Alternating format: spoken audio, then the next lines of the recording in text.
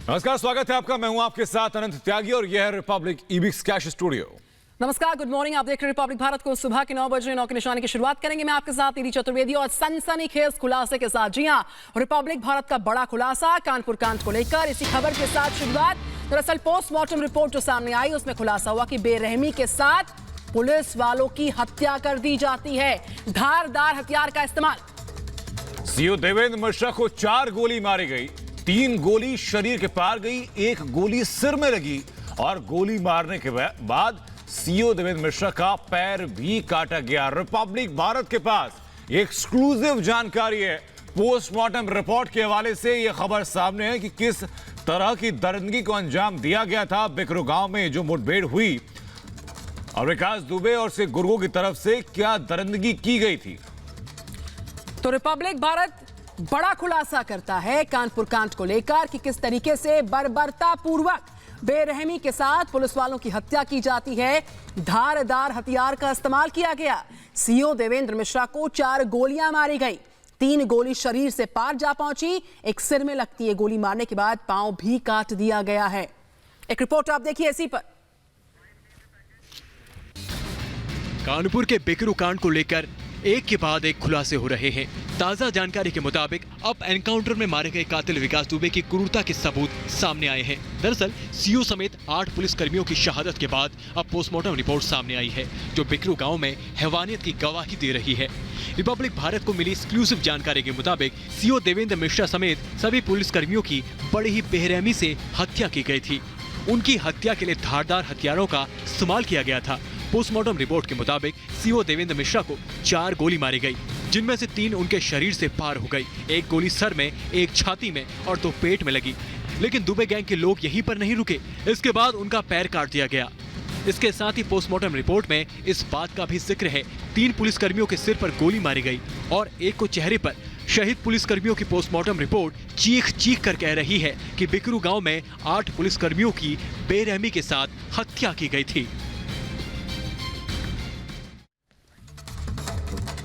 तो बिकरू गांव में 2 जुलाई की उस रात क्या हुआ था, ये ग्राफिक के जरिए समझाते हैं। पोस्टमार्टम रिपोर्ट में बहुत बड़ा खुलासा हुआ है।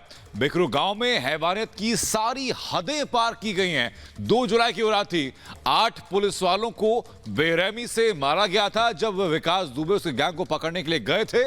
इस हत्या में धारदार हथियार का इस्तेमाल भी किया गया था। गोली मारी गई थी और गोली मारने के बाद धारदार हथियार का इस्तेमाल किया गया था। शवों को बुरी तरह से शत-विक्षत किया गया। पॉइंट ब्लैंक से गोली मारी गई और गोली मार के जब हत्या की गई उसके बाद धारदार हथियार का इस्तेमाल किया गया।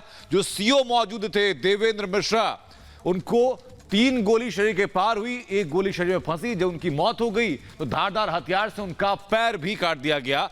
4 गोलियां कुल मारी गई थी सीओ देवेंद्र मिश्रा को। तो ये हैवानियत की हदें आप देखिए।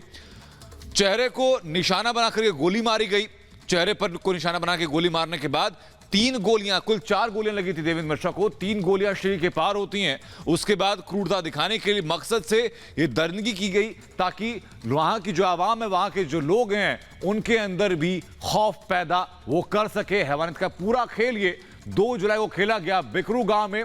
विकास दुबे, जिसके 24 लोग कुल चिन्हित किए गए थे, 24 चिन्हित लोगों में से कई लोग गिरफ्तार भी कर लिया गया। सीधे रुख करते हैं स्टूडियो का मेरी सहयोगी निधि के पास कुछ और बेहतर खबरों के लिए।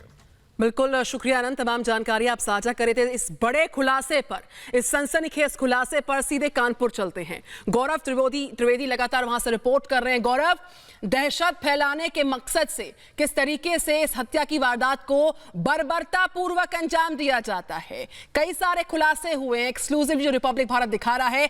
डिटेल्स क्या है और आपके पास साझा करें। गौरव त्रिवेदी, ओवर टू यू। जी बिल्कुल, आपको बता दें बिकरू में उस रात हुए कांड में जिस दरिंदगी से इन पुलिस कर्मियों को मारा गया, उसकी रिपोर्ट आने के बाद ही साफ तौर पे पता लगा कि कोई बदले की भावना या मकसद था इसके पीछे। चूंकि 4 गोलियां सीओ देवेंद्र मिश्रा को जो लगी हैं, उनमें से 1 उनके सर पर, 1 छाती पर और 2 गोलियां उनके पेट पर। यही नहीं, इसके बाद उनके पैर को भी काटा गया। और आपको बता दें ये सारी गोलियां काफ़ी नज़दीकी से मारी गई और राइफल के शॉट थे, जिस वजह से गोलियां ज़्यादातर आर पार हो गई। आपको बता दें जिन कांस्टेबल्स को गोलियां लगी हैं उनकी भी ज़्यादातर गोलियां जो उनके शरीर से आर पार हो गई हैं। जिस कदर इस दरिंदगी से पुलिसकर्मियों को मारा गया, कहीं ना कहीं एक ये प्री प्लान्ड था पूरा, और कोई एक जिसको बोलते हैं एक बदले की भावना से मारा गया, चूंकि इतनी करीब से मारा गया और इस तरह से गोलियां सर पर भी मारी गई। कई पुलिसकर्मियों को गोली उनके चेहरे पर भी लगी है। तो आपको बता दें एक दहशत का माहौल कायम करने के लिए पूरे गांव में और एक भय अपना व्याप्त करने के लिए इस तरह की घटना को अंजाम कर दिया गया है। और जितनी दरिंदगी से इनको मारा गया है, कहीं ना कहीं दर्शाता है कि कोई बदले की भावना विकास उनके साथियों के अंदर थी, जिसके चलते 8 पुलिसकर्मियों की हत्या की गई। बिल्कुल गौरव, शुक्रिया आपका हमसे जुड़ने के लिए। तो वहीं अब आपको एक रिपोर्ट हम दिखाते हैं कि कैसे विकास दुबे के खात्मे के साथ साथ खत्म हो गई बिकरू गांव में दहशत।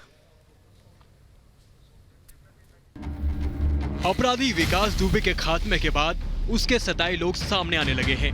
जिन लोगों पर उसने जुल्म ढाए थे, जिनकी संपत्ति पर कब्जा जमाया था, अब वह एक एक कर सामने आ रहे हैं। राजस्व विभाग की टीम जैसे ही बिकरू पहुंची, लोगों ने अपनी आप बीती सामने रखी। इस वक्त मौजूद है बिकरू गांव में। यहाँ राजस्व विभाग की टीम गांव में पहुंची है। विकास दुबे व उनके कई साथियों ने ग्रामीणों की जमीनों पर कब्जा कर रखा था, जिसके चलते राजस्व विभाग की टीम पहुंची है। हमारी 3 बीघे जमीन 30 साल हो गए।